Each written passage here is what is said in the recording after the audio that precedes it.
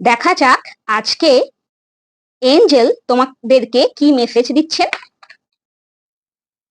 Late go. Angel বলছে let go করতে। The time has come to let go of this situation. তুমি যেই সিচুয়েশনটাতে আছো সেটাকে লেট গো করো। তুমি যদি কোনো একটা ব্যাপারে খুব টেনসড মানে চিন্তিত থাকো, সেটাকে নিয়ে অত বেশি টেনশন করো না, লেট গো করো।